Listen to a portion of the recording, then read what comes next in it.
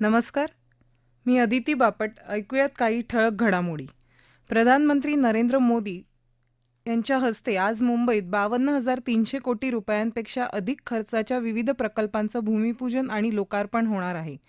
गोरेगाव इथल्या नेस्को प्रदर्शन केंद्रात रस्ते, रेल्वे आणि बंदर क्षेत्राशी संबंधित 29,400 कोटी रुपये खर्चाच्या प्रकल्पांचं लोकार्पण आणि पायाभरणी मोदी यांच्या हस्ते होईल. गोरेगाव मुलुंड रस्त्यावरचा जुळा बोगदा, ठाणे बोरिवली दरम्यानचा बोगदा तसंच नवी मुंबईत तुर्भे इथं कल्याण यार्ड रिमॉडेलिंग आणि गतिशक्ती मल्टी मॉडेल कार्गो टर्मिनल या प्रकल्पांची पायाभरणी प्रधानमंत्र्यांच्या हस्ते होईल. त्यानंतर प्रधानमंत्री लोकमान्य टिळक टर्मिनसवरच्या नवीन फलाटाचं लोकार्पण करतील. मुख्यमंत्री युवा कार्य शिक्षण योजनेचं उद्घाटन देखील प्रधानमंत्र्यांच्या हस्ते होणार असून संध्याकाळी ते इंडियन न्यूजपेपर सोसायटीच्या नव्या इमारतीचं उद्घाटन करतील. राज्य विधिमंडळाचं पावसाळी अधिवेशन काल संपलं. अधिवेशन काळात झालेल्या कामकाजाचा आढावा शेवटच्या दिवशी दोन्ही सभागृहात मांडण्यात आला. विधानसभेत या अधिवेशन काळात एकूण 13 बैठका झाल्या. त्यात 91 तास 2 मिनिटं कामकाज झाल्याचं अध्यक्ष राहुल नार्वेकर यांनी सांगितलं. अधिवेशन काळात 8 शासकीय विधेयकं संमत करण्यात आली.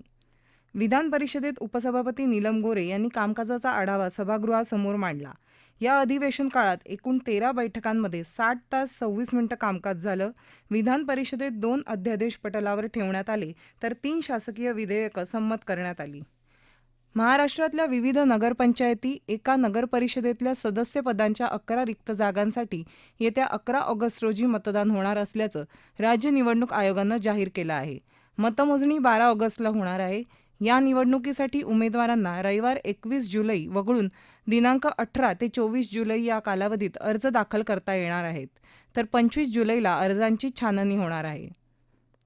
पश्चिम रेल्वेच्या मुंबई सेंट्रल आणि माहीम स्थानकांदरम्यान आज मध्यरात्री 12:15 वाजल्यापासून पहाटे 4:15 वाजेपर्यंत अप आणि डाऊन जलद मार्गांवर देखभाल आणि दुरुस्तीसाठी 4 तासांचा जम्बो ब्लॉक घेण्यात येणार आहे.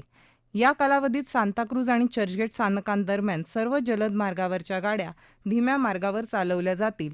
परिणामी उद्या पश्चिम रेल्वेवर ब्लॉक असणार नाही.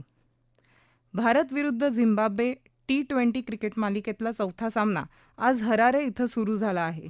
भारताने नाणेफेक जिंकून प्रथम क्षेत्ररक्षण स्वीकारलं आहे. याबरोबरच हे बातमीपत्र संपलं. नमस्कार.